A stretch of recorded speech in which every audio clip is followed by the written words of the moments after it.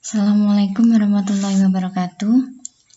Di pertemuan kali ini saya akan membahas tentang menentukan nilai optimum dari fungsi objektif Z sama dengan AX ditambah BY dengan metode garis lidik. Nah, kalau misalkan ada suatu permasalahan program linear yang berbentuk soal cerita, maka langkah pertama yang harus kita lakukan, kita tuliskan dulu ke dalam bentuk model matematika yang terdiri dari kendala atau sistem pertidaksamaan dengan fungsi tujuannya.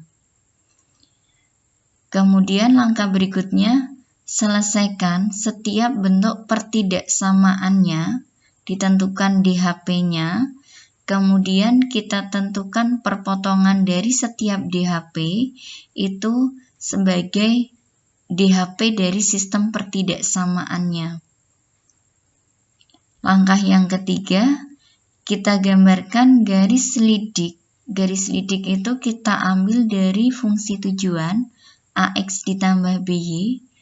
Karena bentuknya persamaan, berarti harus kita ubah menjadi persamaan garis dengan cara yang ruas kanan itu disama dengankan suatu konstanta. Cara menentukan konstantanya terserah, ini boleh diambil berapapun nilai K-nya, tapi yang mudah untuk digambarkan. Misalkan K-nya 0 atau K-nya kita ambil perpotongan antara A dan B. Kemudian kita gambarkan pada bidang kartesius sebagai garis lidiknya.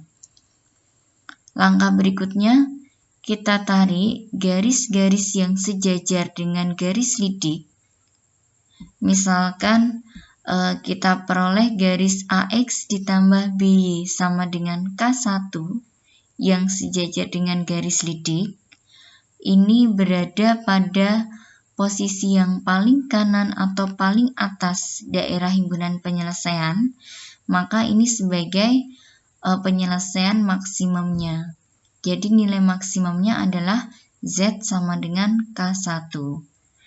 Kemudian kalau kita peroleh misalkan AX ditambah BY sama dengan K2 adalah garis yang sejajar dengan garis lidik, berada pada posisi yang paling bawah atau paling kiri, maka ini sebagai penyelesaian minimumnya, atau nilai minimumnya adalah Z sama dengan K2.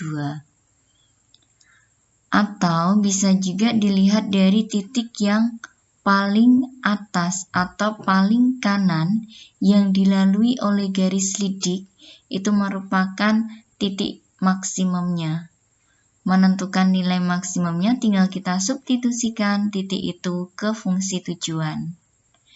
Kemudian kalau kita lihat ada titik yang paling bawah atau paling kiri yang dilalui oleh garis lidik, maka itu sebagai titik minimumnya.